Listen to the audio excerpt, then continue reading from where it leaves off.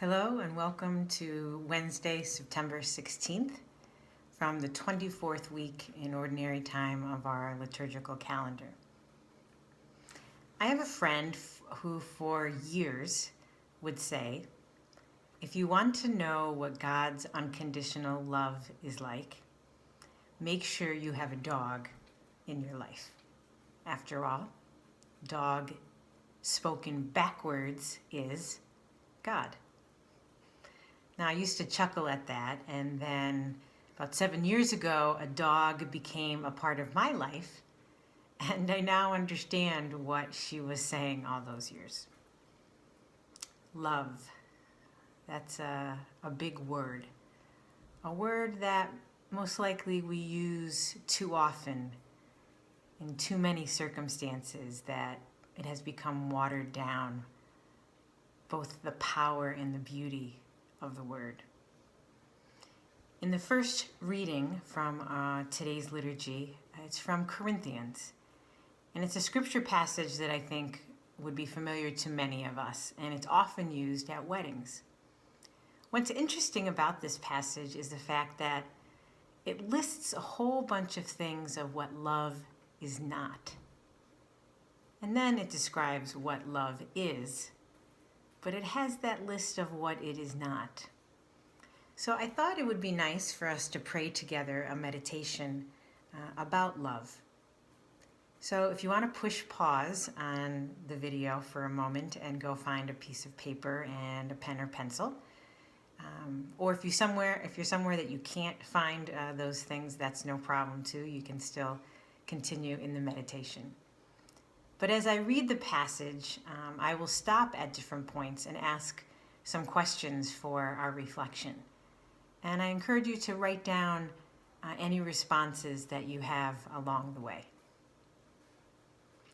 So our reading is from the first letter of Paul to the Corinthians.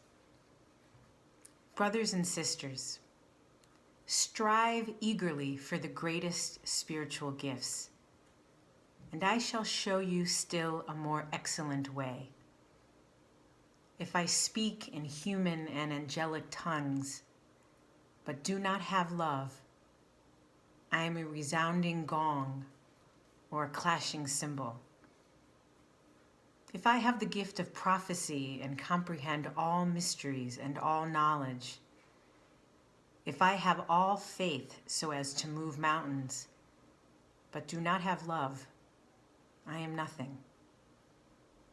If I give away everything I own and hand over my body, but do not have love, I gain nothing. So let's stop here a moment and ask ourselves a few questions for our reflection. Have you ever become so consumed with accomplishing something that you forgot to notice and love the people around you? Have you ever praised someone more for what they're able to do than for the gifts of the heart that they possess? Have you ever felt that without achieving something great, others will not find you worthy of love?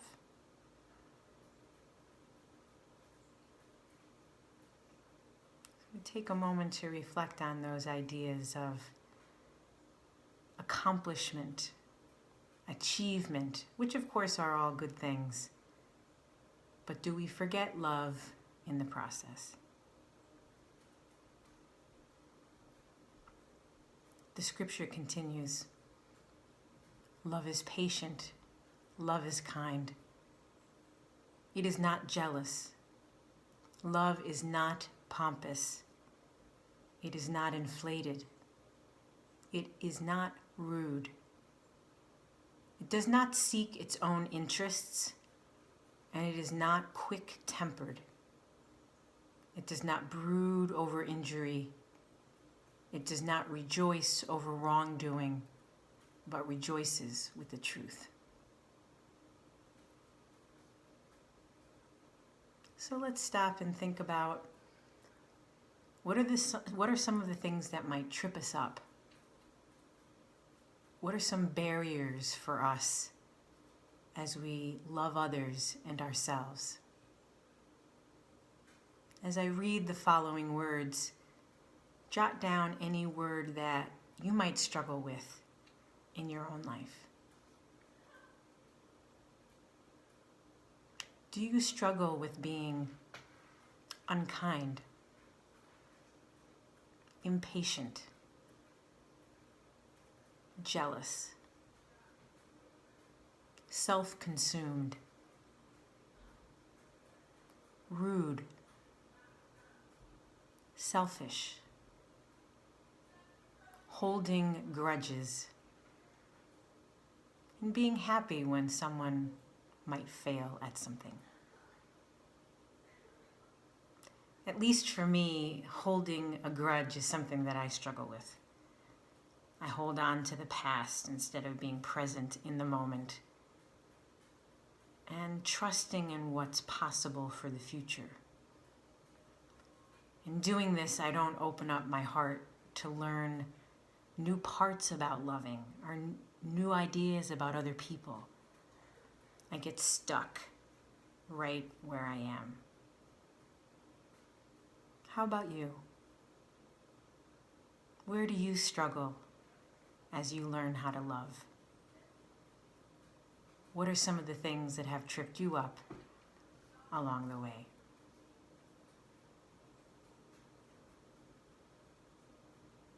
And the scripture continues. Love bears all things, believes all things, hopes all things, endures all things. Love never fails. If there are prophecies, they will be brought to nothing. If tongues, they will cease. If knowledge, it will be brought to nothing. So faith, hope, love remain, but the greatest of these is love.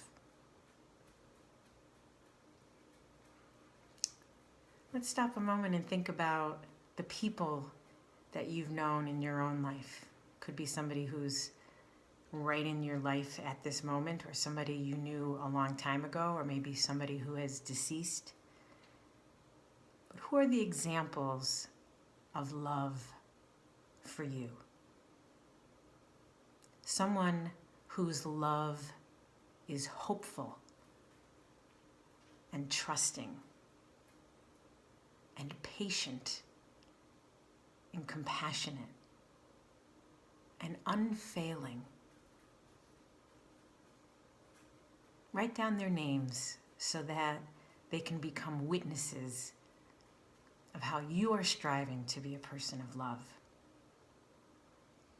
Sometimes, we talk about something, and especially a word like love, and it can get very abstract.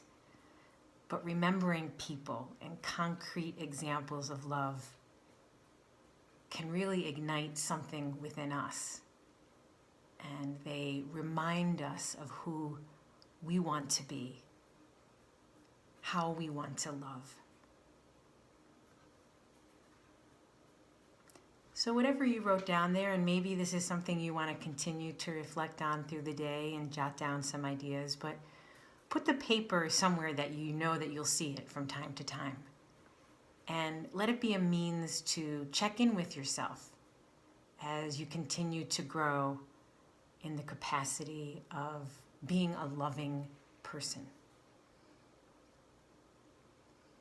Please know that you can count on my continued prayers for each of you and all those you love. As we enter into the changing of the seasons now, the cooler air and the turning of the leaves, I pray that what is unchanging, that is God's abiding love for us, that knowing that is unchanging will remain a source of strength for each one of us. So until we see one another again, I wish you much hope and much peace.